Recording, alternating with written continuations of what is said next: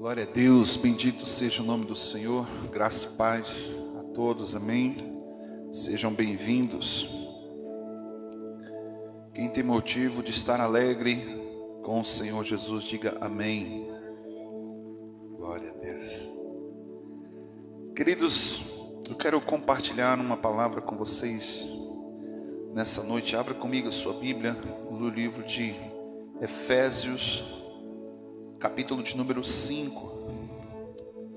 Efésios, capítulo 5. Eu tenho por objetivo, além de um direcionamento do Senhor,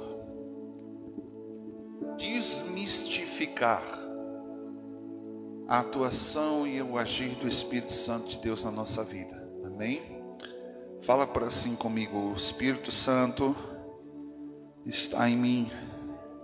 Eu só preciso dar lugar e liberdade. Amém? Preste bem atenção, queridos. Eu entendo pela palavra de Deus que antes mesmo de entregar a minha vida para Jesus, ou reconciliar com Ele, ou até mesmo batizar, o Espírito Santo de Deus, ao qual nós estamos vivendo agora o tempo da graça, ou seja, da atuação mais intensa e profunda do Espírito Santo na nossa vida, desde o dia de Pentecostes, quando foi liberado, agora não só mais sobre o homem, mas dentro. Antes mesmo de que eu viesse a confessar Jesus como meu único e suficiente Salvador, Ele já vinha agindo e atuando e entrando dentro de mim, me convencendo do pecado, do juízo e da justiça. Amém? E olhando para esse contexto, eu observo que de Adão até o nascimento de Jesus, a atuação direta era de Deus, o relacionamento, a forma de se relacionar com o Senhor era diretamente com Deus, embora Jesus e o Espírito Santo não estivessem ausentes. Mas nós vemos como a teologia chama de dispensação, ou seja, o tempo de atuação de Deus no Antigo Testamento. Mas também eu vejo o tempo da atuação de Jesus por um curto período de tempo ao qual Ele esteve nessa terra, nasceu, cresceu, morreu e ressuscitou e subiu aos céus. Um período curto. E agora nós vemos um outro período de atuação do Espírito Santo desde o dia de Pentecostes. Amém? E este tempo chamamos de graça. A graça do Senhor Jesus, ela tem por entendimento as misericórdias do Senhor. No Antigo Testamento, a palavra de Deus diz que, através de profetas, Deus tinha misericórdia de quem Ele queria ter misericórdia. Mas o Novo Testamento ainda continua dessa forma, mas agora a misericórdia é para todos, mas para quem quer. Fala para o seu irmão assim: a misericórdia é para quem quer. Amém? E quarta-feira, por exemplo, um irmão ali em Carlos Barbosa me perguntou assim: pastor, o que é a misericórdia?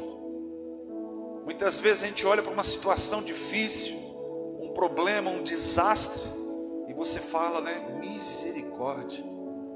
Para você poder entender o que é a misericórdia, Deus, quando Ele olha para cada um de nós, sabendo a estrutura qual nós somos criados, pó, não podemos proporcionar nada de bom, não podemos, por maior esforço que seja, alcançarmos redenção. Deus olha não só com compaixão, como Jesus olhava para as multidões, mas com misericórdia. O que é isso? Ele olha para a miséria do seu coração. A misericórdia é quando não só pela empatia de se colocar no lugar da pessoa, mas Ele vai e faz algo por mim e por você. Estas misericórdias, ao qual a palavra de Deus diz que não tem fim, que se renovam a cada manhã, e é estas misericórdias pelas causas que não somos consumidos, porque o nosso pecado faz separação de Deus. Então, quando você vai olhar lá em Gênesis, por exemplo, quando Adão peca, ele transfere a culpa para a mulher transfere a culpa para a serpente. E Deus ali proporciona, porque o homem, Adão, era incapaz de purificar-se a si mesmo. E Deus ali proporciona, sacrificando um cordeiro. E você começa a ver ali, daquele momento onde que Adão é perdoado do seu pecado, purificado com aquele sacrifício, aponta para Jesus. Todo sacrifício no Antigo Testamento aponta para o Cordeiro de Deus, o Filho de Deus, Jesus. Você consegue entender até aqui? Capítulo 5 do livro de Efésios, versículo de número 1, fala assim: sede, pois, imitadores de Deus. Como filhos amados. E andei em amor, como também Cristo vos amou e se entregou por nós, como? É disso que eu quero falar nessa noite. Oferta, sacrifício a Deus e como cheiro suave. Você já entrou num ambiente perfumado, agradável, um lugar que te dá prazer, você não quer ir embora, né? Talvez não seja a sua casa, talvez não seja até mesmo a igreja, mas seja, sei lá, na beira de uma praia, ou quando você passa na rua, sente aquele cheirinho de churrasco, você fica, né, farejando. Deus procura na terra, os olhos do Senhor procuram, e uma maneira de aroma suave para chegar diante de Deus é a nossa conduta, é o nosso caráter. Não é somente por aquilo que nós venhamos fazer. Paulo fala de exalarmos o bom perfume de Cristo. E eu aprendo com essa mensagem aqui nessa noite que eu quero trazer para você, que Deus, na sua infinita sabedoria, antes mesmo da fundação do mundo, antes mesmo da criação do mundo, Deus já proporcionou uma maneira de me proteger e proteger você. Porque eu e você, nós somos semente de Deus nesta terra. A coroa da criação de Deus. Tanto é verdade que você vai observar, por exemplo, que quando Deus começa a dar uma sentença, deu para Adão um castigo que ele iria trabalhar para poder sustentar do suor do seu rosto. Para a mulher, ela teria filho com dores de parto. E para a serpente, vai nascer desta mulher uma semente que vai pisar a tua cabeça. Observe que de Adão até o último dia da humanidade, Deus trabalha para preservar a semente que Ele coloca na terra. Quando Ele cria o homem, quando Ele cria Adão, você conhece muito bem a história que ele vai num ribeiro, num riacho, junta ali um boneco de lama, barro, e sopra o fôlego de vida, o Espírito. Fala comigo, o Espírito. Esse Espírito que Deus sopra, fôlego de vida, não é especificamente o Espírito Santo, porque naquele momento, quando o corpo de barro, carne, é soprado ali o Espírito de Deus dentro do homem, ele se tornou alma vivente e passou a ser um ser. E nós somos, de fato, não é um corpo somente, e não é só espírito, mas quando o homem vem e peca, o Espírito de Deus que habita dentro de nós morreu. E assim foi desde Adão até, vai acontecer até o último dia. E a carne, que é barro, que é pó, que vai voltar para o pó, carrega de geração em geração a carnalidade do pecado. Então, para você poder entender de fato quem você é o que, por exemplo, Paulo, eu gosto de usar essa expressão que Paulo usa, capítulo 7 de Romanos, ele fala assim: o que eu faço, o que eu estou fazendo, eu não entendo por que eu estou fazendo, porque de fato o que eu quero fazer, não faço. mas o que eu não quero fazer, eu estou fazendo, e encontro em mim essa lei. Paulo, por várias vezes, ele fala sobre a lei, e a lei ele fala em um momento sobre a lei do pecado, a lei espiritual do pecado, que é a morte, prisão, cadeias espirituais, e em outro momento ele fala da lei mosaica. Entende? E ele fala que dentro dele é uma luta constante para aquilo que ele vai dar maior dimensão na vida dele. Como se ele estivesse dividido, enquanto que, vamos supor que à minha esquerda, a vontade carnal do pecado, e à minha direita, a vontade do Espírito de Deus, porém morta por causa do pecado, então eu me viro para a vontade carnal. Nascemos do pecado e vivemos pela vontade do pecado. Fizemos do nosso jeito, né? A gente muitas vezes dá ordem para Deus sem ter um entendimento. Nicodemos, por exemplo, no capítulo 3 do livro de João, quando ele chega para Jesus, ele está com o espírito morto. A comunhão com Deus, a Bíblia diz, ela é em espírito. Mas ele chega para conversar com Jesus, o espírito dele estava morto, porque ele não tinha comunhão com Deus de fato, embora ele achava que estava no lugar certo, fazendo a coisa certa, mas ele vivia a vontade carnal do pecado. Jesus olha para ele e diz: Nicodemos, é necessário você nascer de novo, da água e do Espírito. Por que ele fala isso? Ele aponta para aquilo que João Batista ministra na beira do Rio Jordão: eu vos batizo com água para arrependimento dos teus pecados. Água, batismo é mergulhar, imersão. Mas vem um que vai batizar com o Espírito Santo e com fogo, que vai trazer vida espiritual ativa para vocês. E quando a gente vem e confessa, por exemplo, o nome de Jesus como único e suficiente Salvador na nossa vida, ali nós começamos a ter os primeiros toques, o primeiro sopro, o primeiro agir do Espírito Santo na nossa vida. Às vezes as pessoas confundem ser cheio do Espírito Santo com o mover, porque o mover muitas vezes ele vai sim mexer com a sua emoção, vai mexer com a sua carne, ele vai mexer com todo o seu ser, com o teu espírito, com a tua alma e com o teu corpo, porque com o mover de Deus ele atua de dentro para fora, mas o mover do pecado de Satanás é de fora para dentro. Ele atua na tua carne para destruir a tua alma e mortificar o espírito.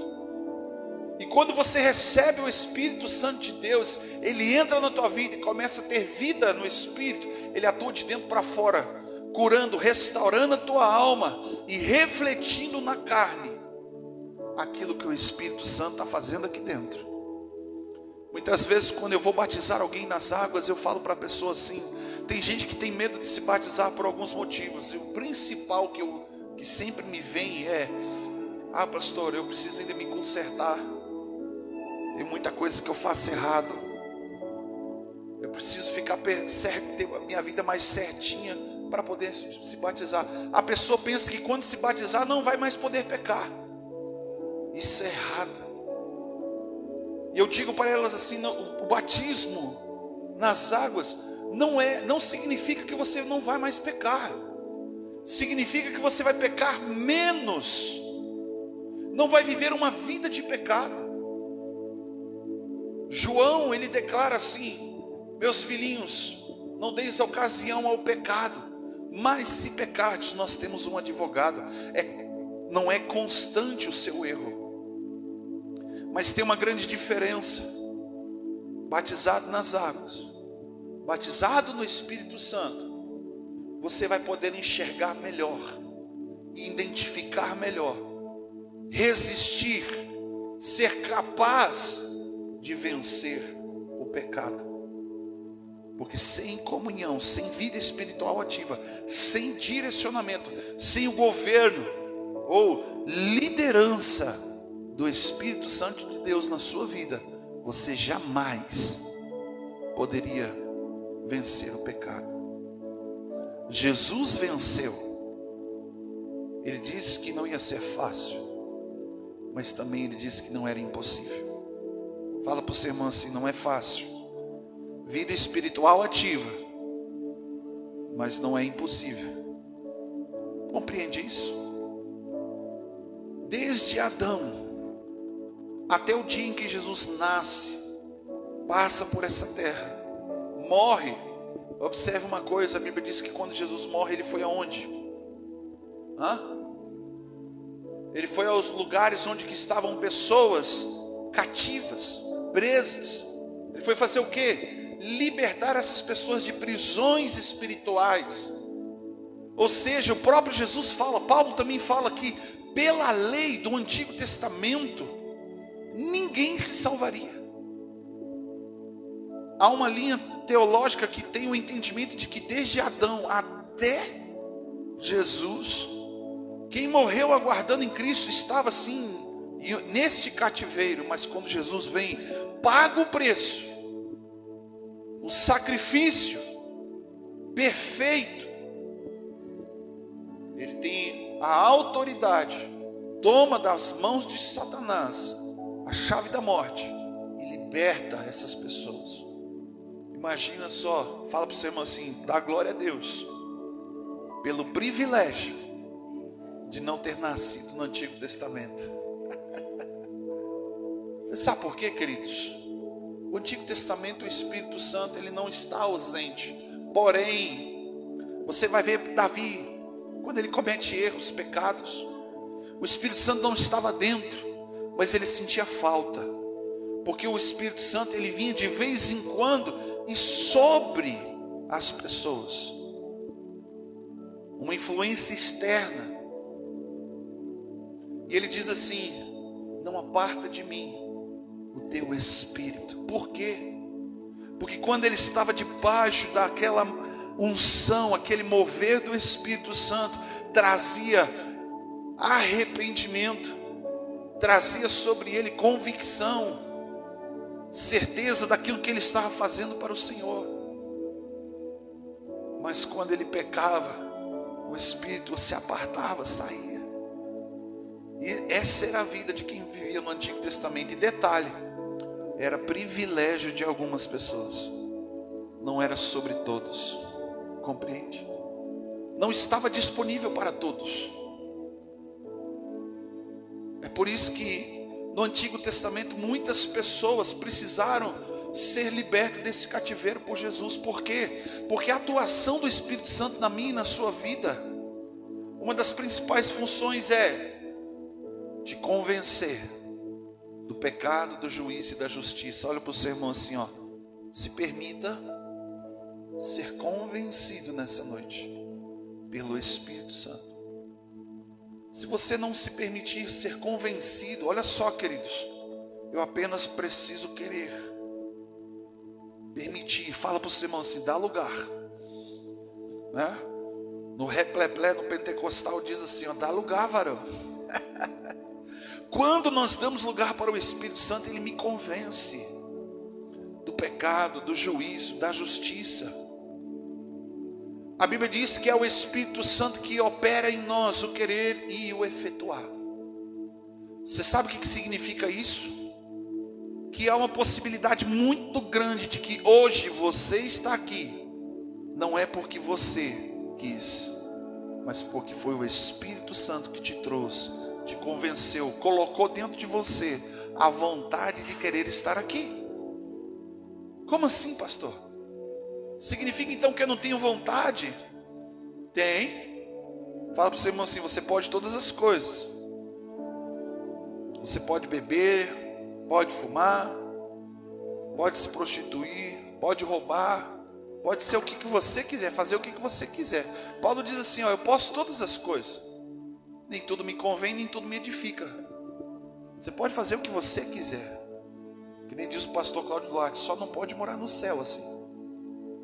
Mas Paulo fala assim: não me deixarei ser dominado, controlado, aprisionado por nenhuma dessas coisas. Ou seja, por isso que eu entendo que antes mesmo de que você abrisse seu coração e dizer: Jesus, vem morar aqui, Ele já estava agindo. Você não foi nem batizado no Espírito Santo, Ele já está dentro de você. Compreende isso? Algumas pessoas passam mal porque tem igrejas que exigem que algo se manifeste como evidência de um batismo do Espírito Santo, mas a Bíblia diz que a evidência são para os incrédulos, é para quem está lá fora.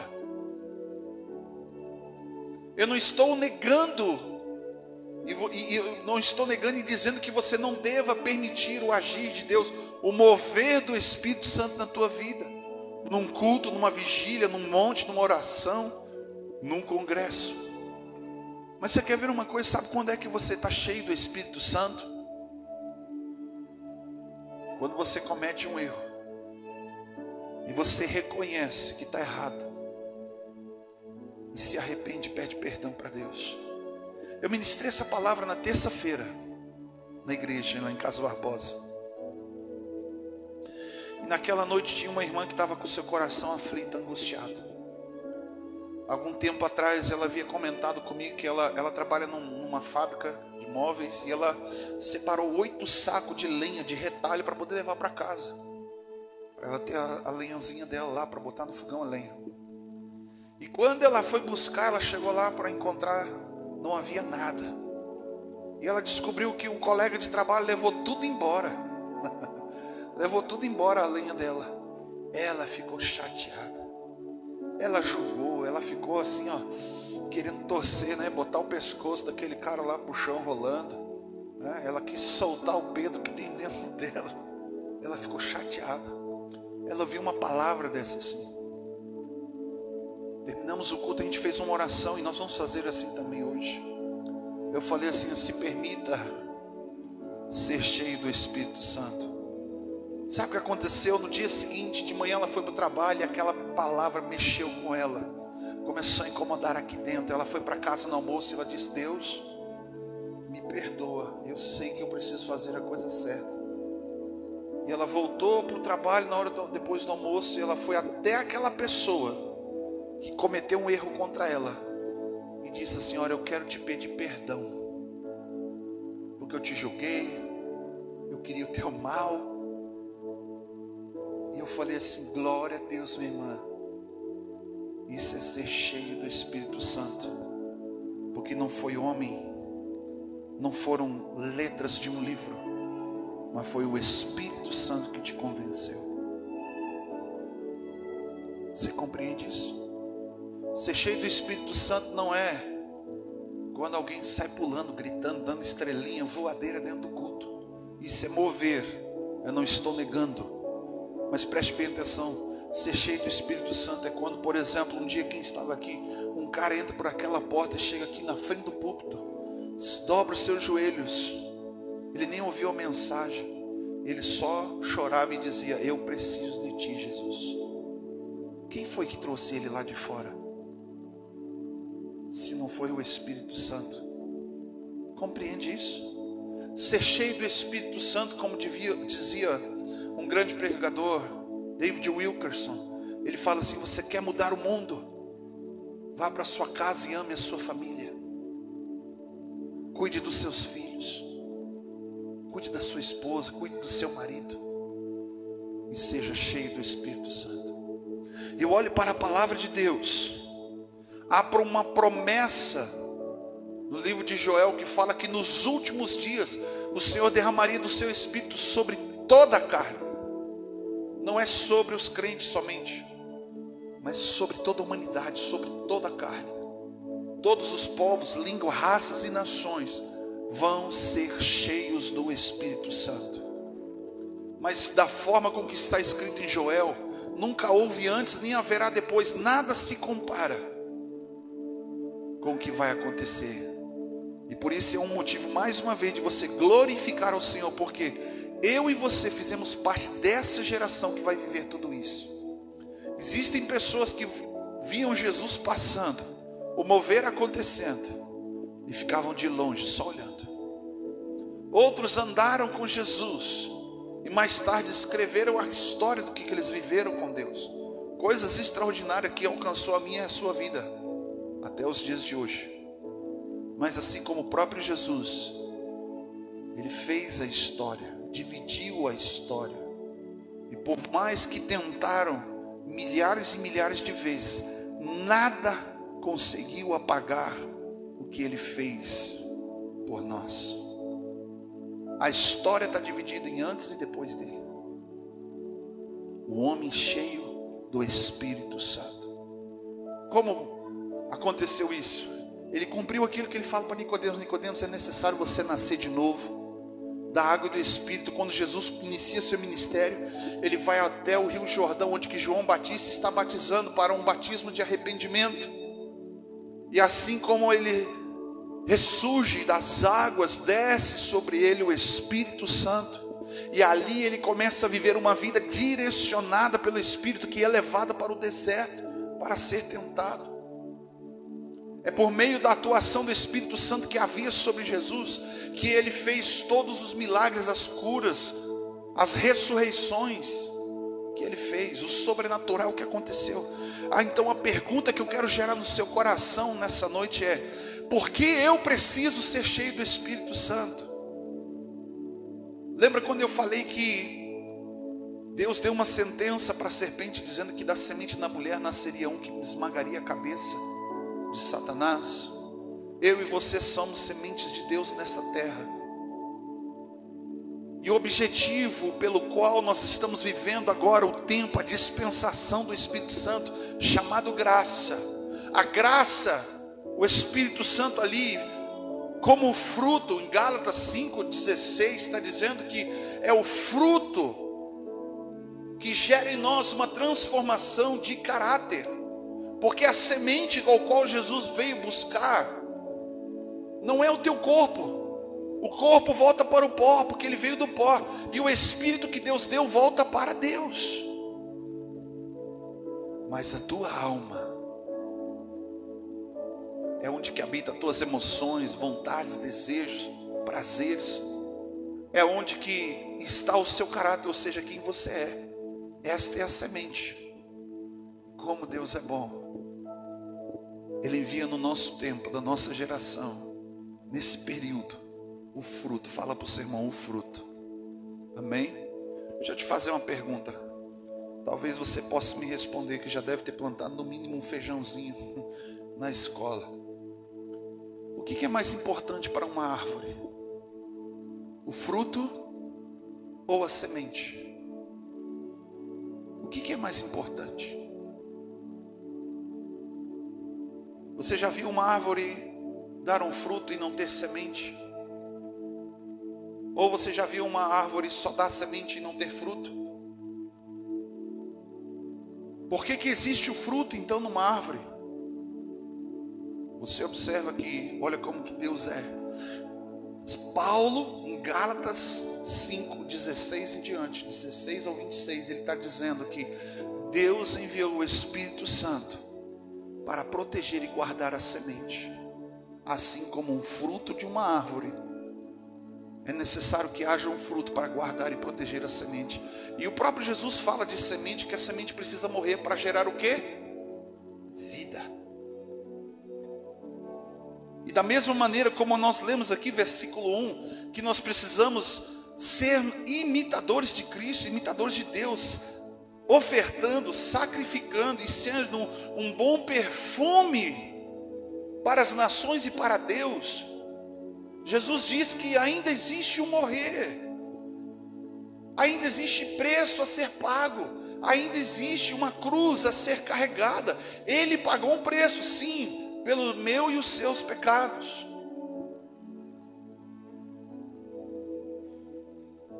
Paulo, quando ele entendeu isso, ele reconhece lá em Romanos 7 que ele é escravo do pecado. Ele não tem vontade própria, porque o que ele quer fazer ele não está conseguindo. Aí ele diz assim: nisso eu acho essa lei, a lei espiritual que está falando da prisão, da escravidão do pecado. E ele faz uma escolha. Fala para o seu irmão assim: você precisa fazer essa escolha. Não é deixar de ser escravo, viu? Porque ele fala assim: eu prefiro deixar de ser escravo do pecado para ser escravo por amor de Cristo. A condição dele não muda, de escravo não muda. Ele está falando agora: eu escolho, por amor, ser escravo de Cristo. Para as minhas vontades, as minhas paixões, os meus desejos, eu vou entregar tudo. Eu vou deixar tudo para trás. Ele fala isso lá em Filipenses 2. Eu abro mão de todas as coisas, pela excelência do conhecimento do Senhor, para que eu seja achado nele. Você observa quando Paulo prega, ele vai nas suas viagens missionárias, as pessoas aceitam, entregam as suas vidas para Jesus. A Bíblia diz que logo eles eram cheios do Espírito Santo. Lá não havia glossolalia, falar em línguas, que para muitas denominações é uma evidência, de fato é uma evidência, mas se a pessoa não fala em línguas para essas denominações, ela não tem o Espírito Santo, ele não entendeu a palavra de Deus. Ser cheio do Espírito Santo não é viver no mover, queridos. Ser cheio do Espírito Santo é morrer para a sua vontade, é morrer para as suas emoções, é reconhecer. Se é Ele que me convence, então eu reconheço que eu estou errado, que eu estou vivendo uma vida que não é da vontade de Deus, estou vivendo para mim mesmo. Nós cantamos aqui agora, lamento por viver indiferente, por viver para mim mesmo, por não cantar de coração, por não crer e não acreditar que o Senhor é o meu sustento, é a minha provisão, e a gente faz do nosso jeito. Olha o que é uma vida cheia do Espírito Santo. Jesus, quando a humanidade, a carnalidade humana, porque sente dor, fala para o seu irmão: ser cheio do Espírito Santo não significa que você não vai entristecer, não significa que você não vai chorar, não significa que você não vai ficar angustiado. Jesus chorou. Jesus disse assim para os discípulos: a minha alma está profundamente angustiada até a morte. Ser cheio do Espírito Santo não significa que você não vai passar por problemas. Ser cheio do Espírito Santo significa que você vai passar, não vai ficar pelo caminho, não vai morrer no deserto, não vai ser queimado na fornalha, não vai ser devorado por leões. Consegue compreender isso nessa noite?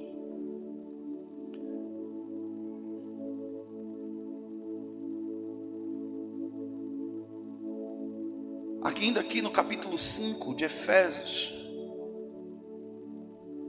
versículo 8 fala assim, ó. Olha o que é uma vida. Por que nós precisamos do Espírito Santo? Pois outrora eram trevas. Fala assim para o teu irmão, assim, com todo respeito, assim. Quando você não conhecia Jesus, você era só treva, perturbado, miserável pecador, como o próprio Paulo fala assim: ó miserável, pobre, cego e nu. Porque outrora vocês eram trevas, mas agora sois da luz no Senhor. Então andeis como filhos da luz, pois o fruto da luz consiste em toda bondade, justiça e verdade. Observe para que eu preciso ser cheio do Espírito Santo. É para enxergar melhor. Luz na tua casa à noite serve para uma coisa: você não sair dando bicuda na esquina das portas, das paredes, dos móveis. É para você enxergar bem. Luz é para você saber onde que está o seu quarto, onde que está a geladeira, onde que está o banheiro, onde que estão as pessoas. Quem anda em trevas, sem o Espírito Santo, sem vida espiritual, sem comunhão com Deus, anda cegamente, tateando, sem entender, sem compreender, sem ter o discernimento das coisas que estão acontecendo aqui dentro e muito menos aqui fora.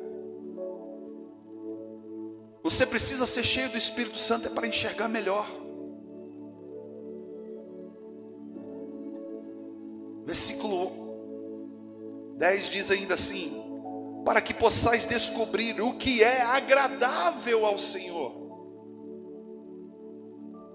e não vos associeis com obras infrutuosas das trevas, antes, porém, condenai-as. Olha a atitude, a ação do Espírito Santo. Te convence do pecado, do juízo e da justiça. Agora você consegue enxergar melhor. Por isso que eu falo que quem é cheio do Espírito Santo vai pecar menos, vai conseguir identificar o que é errado, o que não agrada a Deus, o que não está dentro do contexto da palavra do Senhor para a tua vida. Você vai conseguir resistir, como diz o texto, ao diabo na sua vida. Você vai conseguir tirar a trave do olho do seu irmão. Sabe por quê? Porque você está olhando para dentro. Você está olhando o seu caráter. Você está se permitindo, sendo capacitado pelo Espírito Santo a vencer o pecado na sua vida. Agora você não vive mais virado para cá. Não vou nem falar isso não, porque senão dá BO ali na live. Você não vai mais viver pela vontade da carne, mas você vai virar as costas para a carnalidade do pecado e vai viver para a vontade do Espírito Santo, a ponto de dizer, como Paulo disse: já não vivo mais eu, mas Cristo vive em mim. O Espírito Santo vai te capacitar a fazer coisas que você outra vez, em outro momento, não faria. Nós vimos agora, eu sou testemunha, o pastor também é testemunha, de pessoas que saíram de vários lugares, não só do nosso estado, de outros estados, para vir ajudar pessoas aqui, irmãos de igreja, outros voluntários, outras pessoas. Mas quem que opera isso em nós? Eu ouvi de um italiano, daqueles mais brutos, dizendo assim, os irmãos que vieram da fronteira: olha, se acontecesse a mesma coisa que aconteceu com a gente aqui lá com vocês, nós não ia lá ajudar vocês não.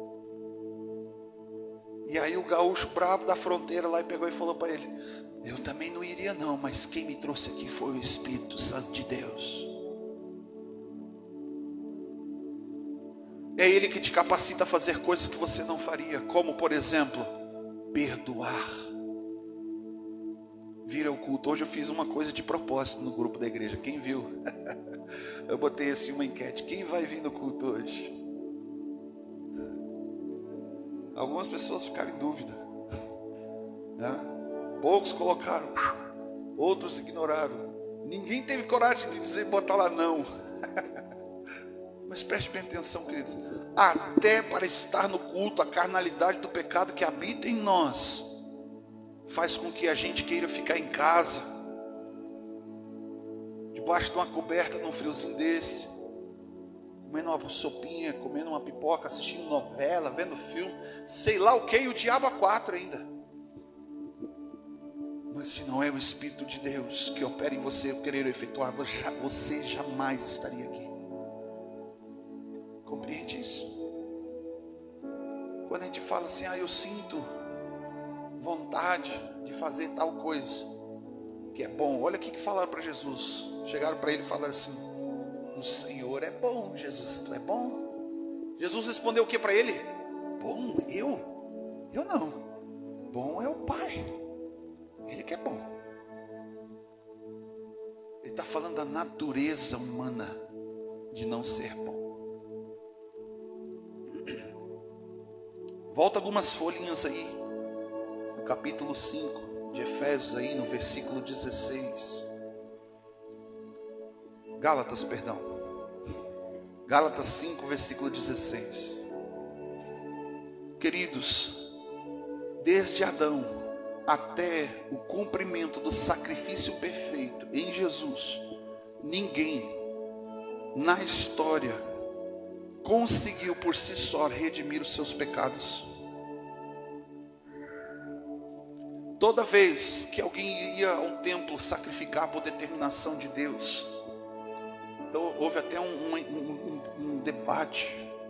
Eu não sou tão teólogo assim para dizer, mas pelo que eu entendo na palavra de Deus, fala para o seu irmão assim: de boas intenções o inferno está cheio. Sim ou não? As pessoas iam ao culto, iam ao templo sacrificar, levar o sacrifício perfeito como havia determinado Deus através de Moisés, para que os seus pecados fossem perdoados. O sacrifício tinha que ser como? Perfeito. Fala comigo, perfeito. Então quem se preparava durante um ano inteiro levava lá um novilho, um cordeiro e outros animais ainda, como determinava a lei de Moisés ali. E quando chegava o momento de sacrificar, Deus olhava para quem? O sacrifício que era perfeito ou para a intenção do coração daquelas pessoas? Talvez eu seja julgado, talvez eu seja metralhado na internet por causa disso, mas eu quero abrir o seu entendimento para essa linha teológica ao qual eu quero falar aqui nessa noite. Deus olhava para o sacrifício perfeito ou para a intenção do coração das pessoas?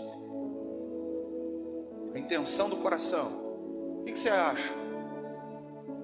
Pelo sacrifício perfeito? O que é que perdoava os pecados?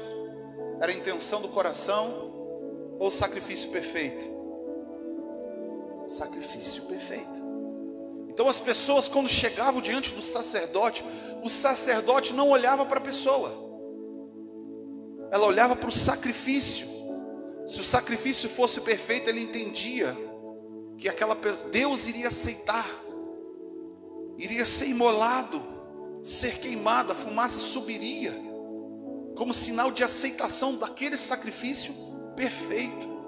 Porém, as pessoas voltavam para suas casas e o seu caráter não mudava. E eu digo que Deus não olha para a intenção do coração no Antigo Testamento, porque se fosse assim, Deus olharia e não condenaria para a intenção de Saul. Saul queria fazer a coisa certa, sacrificar a Deus. Só que ele fez o que ele não deveria ter feito com as coisas, com os animais que Deus falou para ele: não faça, não tome os animais por despojo, nem sacrifique ele. Ele tinha a intenção correta de sacrificar a Deus. Sacrificar a Deus é certo, sim ou não? Sim. Caim, Abel ofereceram ofertas de sacrifício ao Senhor, porém o sacrifício foi aceito por aquele que teve a intenção de dar o melhor, ou pelo sacrifício que era perfeito, ou o sacrifício que foi de qualquer jeito? Compreende aqui? Deus no Antigo Testamento olhava para o sacrifício, porque todo sacrifício, como eu te falei, aponta para Jesus, o sacrifício perfeito. Eu imagino no céu a expectativa que Deus tinha. Nossa, como eu quero que chegue logo o tempo propício para que meu filho venha para essa terra. Eu estou aguardando esse sacrifício perfeito. Assim como chegou o tempo de Jesus, ele falou ansiosamente, quando ele começa a anunciar dizendo que ele iria ser preso, ele iria ser traído, morreria crucificado. Os discípulos falaram assim: não faz isso, vamos fugir. Aí Jesus responde, um momento fala para eles assim: olha, mas se eu não fizer isso, o Consolador não vai vir. E como eu queria que ele já estivesse aqui, porque é ele que vai converter o coração dos pais aos filhos, o coração dos filhos aos pais. É ele que vai convencer o homem do pecado, do juízo, da justiça. É ele que vai ser luz para as nações, que vai abrir os teus olhos. É ele que vai operar em você o querer e o efetuar. E aí vem aqui agora capítulo 5 de Gálatas, versículo 16, diz assim: digo-vos, porém, que se andardes no Espírito, não satisfareis os desejos da carne. Eu quero aplicar aqui do versículo 16 ao 26. Toda vez que você lê carne, ele está falando da lei espiritual, a carnalidade do pecado, que significa lá no Antigo Testamento, quando Deus fala que o salário do pecado é a morte. Qual é a morte? Espiritual. Amém? Se andardes no Espírito, se viverdes direcionado pelo Espírito Santo de Deus, vocês não vão viver a vontade da carnalidade do pecado na sua vida. Foi essa a proposta que Jesus fala para Nicodemos em João 3. Porque, Nicodemos, quem é nascido do Espírito é como um vento, ele sopra, não sabemos de onde vem nem para onde vai. Assim é todo aquele que é nascido do Espírito Santo. Ser nascido do Espírito Santo, queridos, ao qual Jesus está dizendo para Nicodemos, ele está falando de 2 batismos. ao qual João Batista pregava, batismo de água e batismo do Espírito Santo. Quando as pessoas recebem Jesus, elas estão recebendo o Espírito Santo também, estão tendo vida espiritual ativa. Mas ainda tem uma outra jornada. O Espírito Santo entrou, fala comigo, o Espírito Santo entrou. Amém? Ser batizado no Espírito Santo agora é eu entrar nele, porque ele já está dentro de mim. É eu mergulhar, é ir mais profundo a cada dia. E Jesus dá direcionamento de como que é uma vida assim, direcionada pelo Espírito. Ele falou assim, começa onde, Deus? Começa onde, Jesus? Quando você for orar, fala para o seu irmão assim, quando você for orar, entra no teu quarto e fecha a porta. É você e Deus, é você e Ele. Ali você começa a mergulhar. Se andardes no Espírito, não satisfarão os desejos da carne. Eu vou substituir essa palavra por enquanto aqui, de carne por pecado, ok? Versículo 17, pois o pecado deseja o que é contrário do Espírito, e o Espírito que é contrário ao pecado. Estes se opõem um ao outro, para que não venhais a fazer o que quereis. Quem é que luta? Quem é que vence? Quem é que trabalha? Não sei como é que está na tua versão. Pode estar lutam, militam, contendem, brigam um com o outro. Quem é que vence? Quem é que luta contra o pecado na sua vida? Fala assim para o seu irmão, não é você, não sou eu, é o Espírito Santo. É por isso que eu preciso ser cheio do Espírito Santo, queridos. O Antigo Testamento estava cheio de gente que tinha boa intenção, que queria se livrar do pecado, mas eles jamais conseguiriam. Jamais conseguiram. Até que veio o sacrifício de Jesus perfeito. Compreende isso? Jamais você vai vencer o pecado na tua vida se não for por intermédio do Espírito Santo. É Ele que te capacita, é Ele que te convence, é Ele que opera em você o querer, o fazer. É Ele que vai fazer com que você saia de casa. A tua carne está dizendo, fica aí, vai dormir, vai descansar, trabalhou a semana toda. O que você vai fazer lá? O pastor vai falar algumas horas. Cuida de ti. Mas o Espírito Santo está falando, vai que eu quero falar com você. Vai porque Deus quer mudar a tua vida. Ele está falando dentro do teu íntimo assim, vai porque você precisa de mim. Entende isso, querido? Não é por causa do homem, não é por causa do lugar, do ambiente. Se fosse pelo ambiente, jamais estaríamos aqui. Estaríamos numa igreja bem mais confortável, sim ou não? Se fosse pelo homem, jamais estaríamos aqui. Vamos procurar alguém que sabe mais de Bíblia. Vamos procurar alguém que sabe pipocar. Vamos procurar alguém que não só salta a tampa da panela, mas perde o fundo dela. Que entra no mover, aleluia, repepleia, renegevais e pronto, aleluia, glória a Deus. O problema é que com tudo isso a gente fica travado e bloqueado para qualquer um dos lados, qualquer um dos extremos. Porque quando não há mover, a gente pensa e entende que nós estamos vazios. Quando não há a manifestação do Espírito Santo, a gente pensa que só porque Ele não está fazendo fora. Eu quero entender que se Ele não está fazendo fora, Ele está fazendo muito mais aqui dentro. Trabalhando e te convencendo do teu pecado. Agora, se tu não der lugar, como que Ele vai fazer aqui fora? Como que Ele vai fazer aqui fora? Como que você vai fazer a tampa da chaleira voar?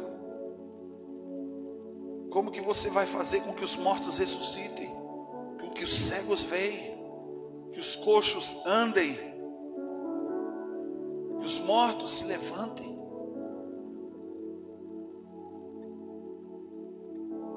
Versículo 18, mas se sois guiados pelo Espírito de Deus, vocês não estão debaixo desta lei, a lei da escravidão do pecado.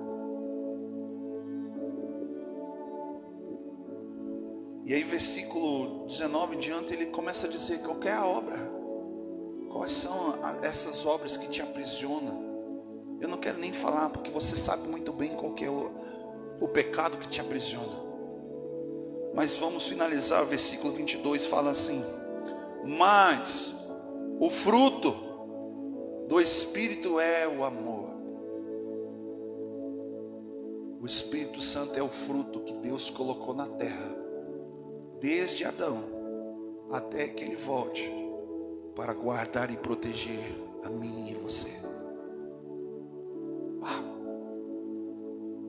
Você não ouviu isso? O Espírito Santo de Deus é um presente dos céus para proteger você, para você não ir para o inferno,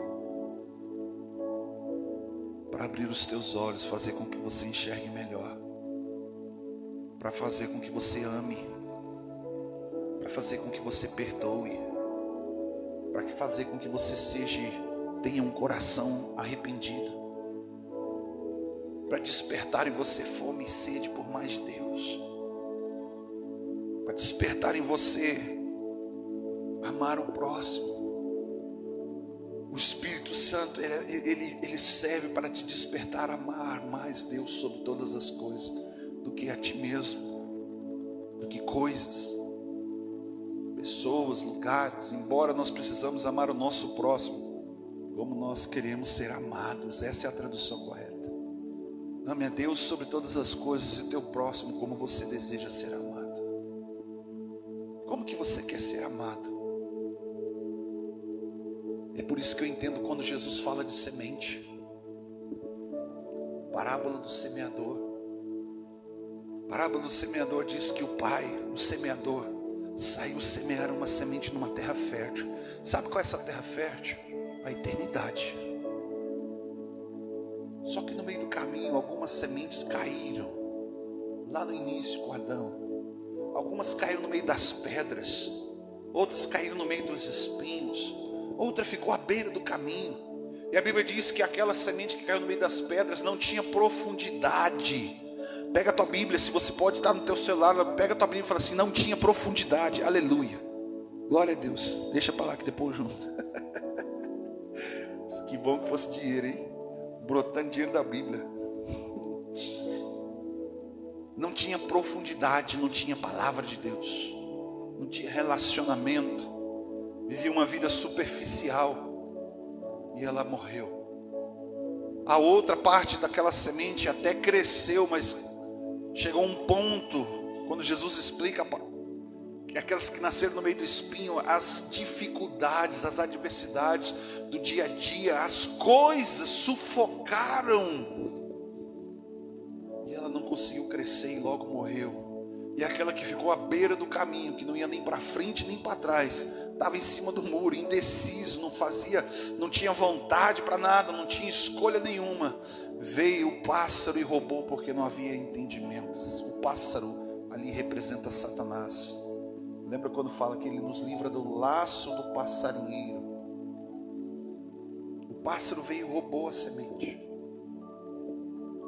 É por isso que Jesus fala assim, que o Satanás veio para roubar, matar e destruir. Mas eu vim para que vocês tenham vida e a tenham em abundância. Vida abundante em Deus é uma vida cheia do Espírito Santo.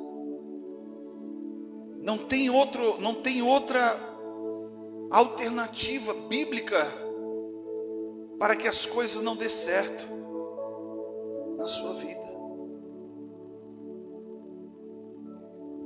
Mas o fruto do Espírito é o amor, a alegria, a paz, a longanimidade, a benignidade, bondade,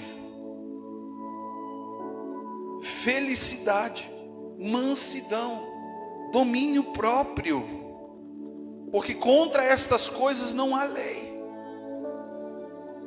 Quando você faz aquilo que a carnalidade do pecado não te deixaria fazer e você está fazendo, é porque você está cheio do Espírito Santo.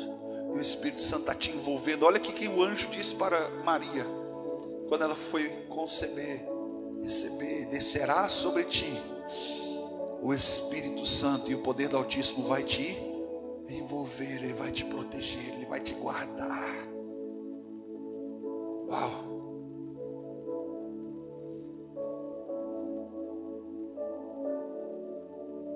talvez você seja uma pessoa cheia do Espírito Santo de Deus e não saiba. Sabia disso? Inconscientemente você é cheio do Espírito Santo, porque você consegue identificar, mas talvez você esteja angustiado, preocupado, porque você não sente, você não vê, né? Não dá arrepio. Talvez você não fale línguas, talvez você não curou ninguém até hoje, talvez você não ganhou uma alma até hoje, mas você tem um coração arrependido. Você pede perdão para Deus, você reconhece as suas falhas, você ajuda o próximo. Qual é a diferença de você para aquele que promove o mover, que está sendo usado pelo mover do Espírito Santo? Queridos, precisa haver equilíbrio entre isso, queridos. Olhe para o seu irmão, diga para ele assim: você é cheio do Espírito Santo. É uma afirmação. Amém? Se você é cheio do Espírito Santo, coloque-se de pé. Aleluias.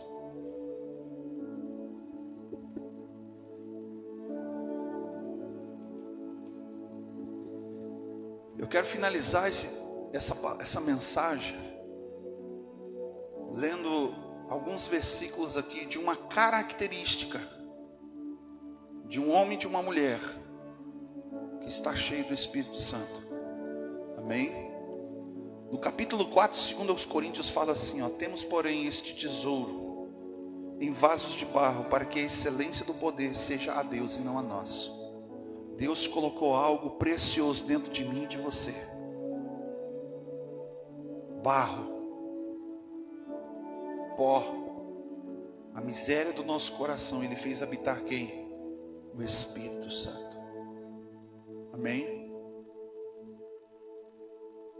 E é por isso que se em tudo nós somos atribulados, mas não estamos angustiados. Olha o que é uma vida cheia do Espírito Santo. Você vai passar por tribulação, mas como Paulo disse, não vou me deixar ser dominado por nenhuma dessas coisas. Eu não vou ficar angustiado. Eu posso estar perplexo. Nós ficamos perplexos, pastor, não foi? E impressionados com o que a gente viu ali na beira daquele rio, mas não desanimados. Nossa, queridos, eu vi esse texto, esse trechinho aqui, eu vi na prática com o irmão Gonzaga lá de Bagé. No dia que a gente chegou ali no domingo para eles trabalharem, aquela casa do lado lá que tinha uma montanha assim, 2 andares de entulho, 1 metro de lama dentro da garagem. Quando ele desceu, que ele olhou para aquela sujeira, aquela destruição, ele disse que dentro do coração dele bateu um desânimo. Ele disse: eu vou voltar para casa. Ele não contou nada para ninguém. E aí ele falou assim: eu vou colocar no meu coração uma coisa, eu não vou ficar desanimado. A gente chegava lá, não sabia nem por onde começar, né, Rafa? Olhava para aquela, cara, onde a gente começa? De entulho aqui, ali, por todos os lados, sujeira, destruição. A gente não sabia por onde começar. Ele falou assim: mas eu não vou ficar desanimado. Fala para o seu irmão assim: não se prostre. Porque Deus fez habitar em você o Espírito dele. Amém? Gonzaga pegou e diz assim, começou a cantar e disse: vamos trabalhar, gente. E ele passou todos os dias ali cantando. Eles entraram numa manhã naquele porão, e quando eu cheguei, em menos de 2 horas, eles tiraram um porão quase do tamanho dessa sala aqui, ó, de 1 metro de lama. Eu cheguei lá, já tinha acabado tudo quase. E quando eu parei o carro lá em cima na rua, eu ouvi aquela gritaria, aquela cantoria, uma alegria, uma felicidade.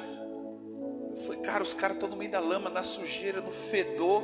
A Carol viu, a Carol estava com a gente lá, e os caras cantando e felizes da vida. É só pelo Espírito de Deus. Podemos estar perplexos, mas não desanimados, perseguidos, mas não desamparados, abatidos. Você pode estar ferido, pode estar caído no meio do campo de batalha, mas você não está destruído, porque levamos sempre por toda parte o morrer do Senhor Jesus no nosso corpo, para que a vida de Cristo se manifeste também em nossos corpos. Assim, nós que vivemos, Estamos sempre sendo entregues à morte. Por amor de Jesus, para que a vida de Jesus se manifeste também em nossa carne que é mortal. De maneira que em nós opera a morte. Ele não está falando de morte espiritual e nem de física. Ele está falando a morte das vontades, dos desejos, das emoções. É quando a gente renuncia, é quando a gente entrega, é quando a gente sacrifica.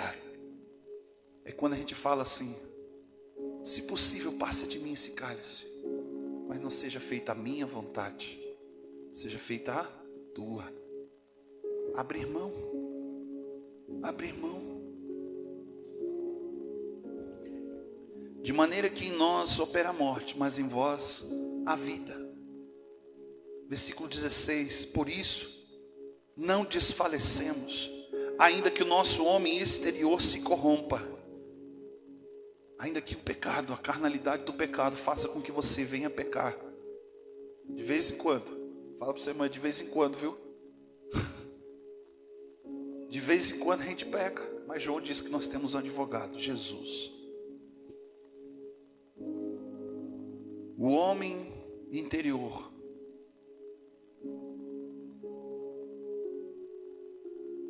Contudo se renova a cada dia. Pois a nossa leve e momentânea tribulação produz em nós um eterno peso de glória acima de toda comparação. Portanto, não atentamos para as coisas que se veem, mas para as que não se veem. Pois as que se veem são temporais, passageiras, e as que não se veem são eternas. O Espírito Santo de Deus, que foi liberado no dia de Pentecostes, está disponível para te proteger e te guardar até você entrar na eternidade de Cristo.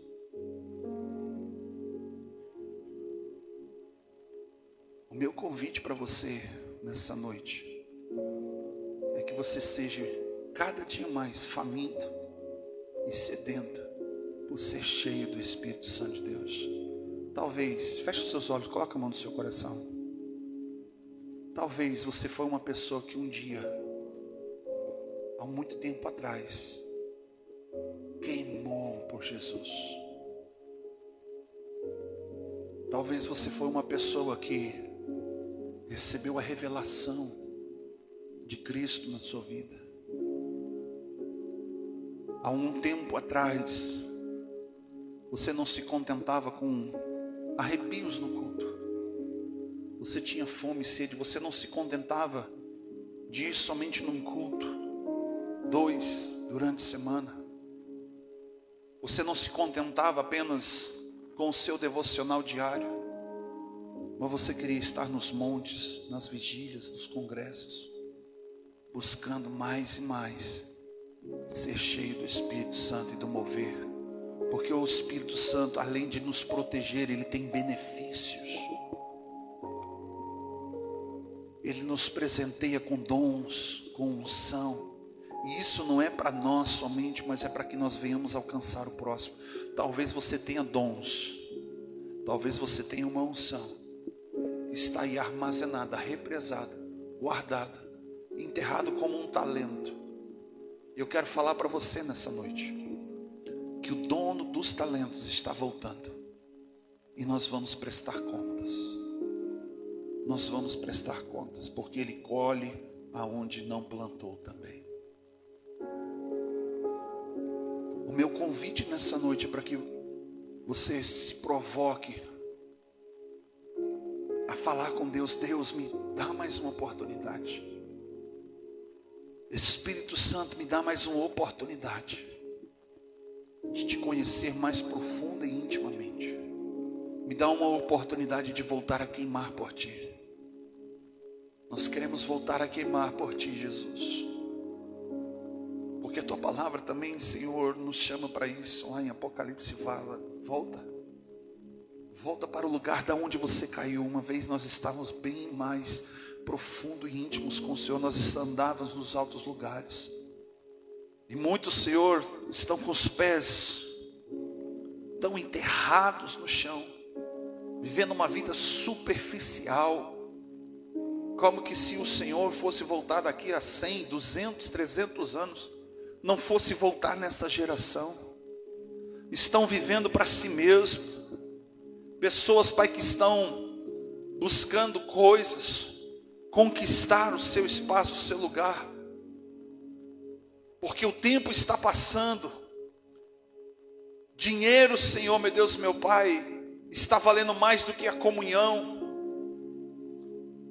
Um lugar de prazer, um lugar de comodidade, vale mais do que passar algumas horas contigo. A boa semente, Senhor, meu Deus, meu Pai, que o Senhor plantou nessa terra, hoje está sendo não cultivada, mas está sendo barganhada. Está na prateleira para ser comprada como um produto. Pessoas estão buscando, Senhor, as vitrines, mas não estão buscando os céus. Pessoas estão buscando dinheiro, estão buscando fama, estão buscando carreira, coisas, mas não estão buscando a eternidade em Cristo.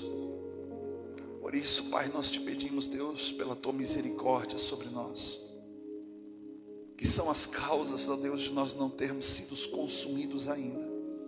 E eu sei, Pai, que há sobre nós, Pai, uma promessa que o Senhor derramaria do teu Espírito sobre toda a carne.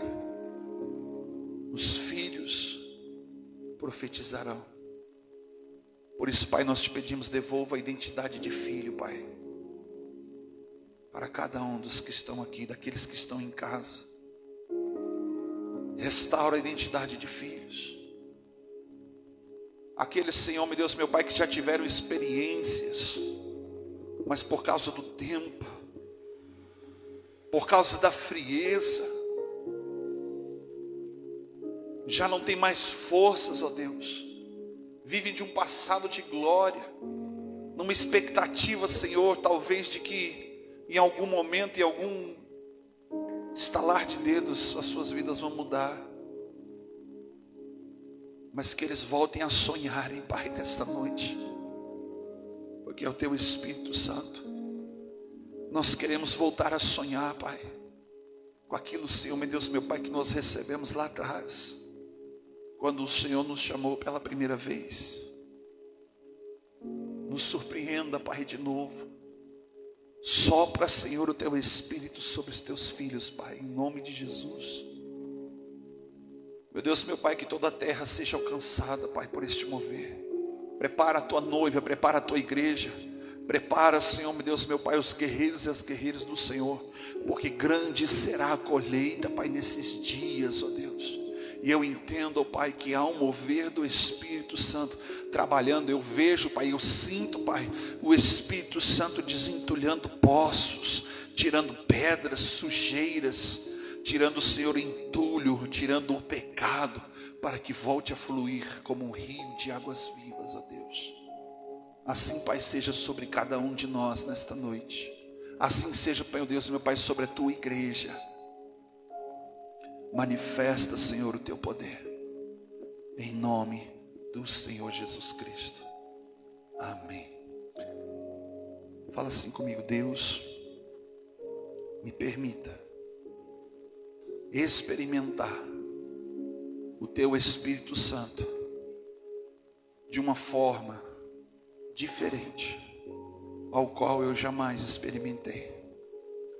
Me atrai e me leva para este lugar, para este movimento, para este mover. Em nome de Jesus, eu te peço essa oportunidade. Amém. Glórias a Deus. Tome teu lugar. Amém. Glória a Deus. Eu me recordo que a última vez que a gente pediu para Deus uma oportunidade, Deus deu. Amém? Quem crê que Deus vai te dar uma oportunidade? A irmã antes do culto veio me dizer que o Espírito Santo tomou ela a semana inteira com sonhos. Não é verdade? Talvez Deus volte a trazer sonhos para você. Talvez os teus olhos sejam abertos. Talvez o teu coração se aquebrante mais. Você vai olhar para o teu marido, vai olhar para a tua esposa, vai dizer assim: o que aconteceu com você? Aí ele falou assim: eu não sei, eu sinto uma coisa aqui dentro que está fazendo que o meu olho está brotando água, eu não sei porquê. Porque perto está o Senhor que tem o coração quebrantado, querido. Eu sei que Deus está quebrantando corações. Deus está quebrando a dureza do coração. E Deus vai aquecer a chama que uma vez queimou. Amém? Amém, queridos. Glórias a Deus.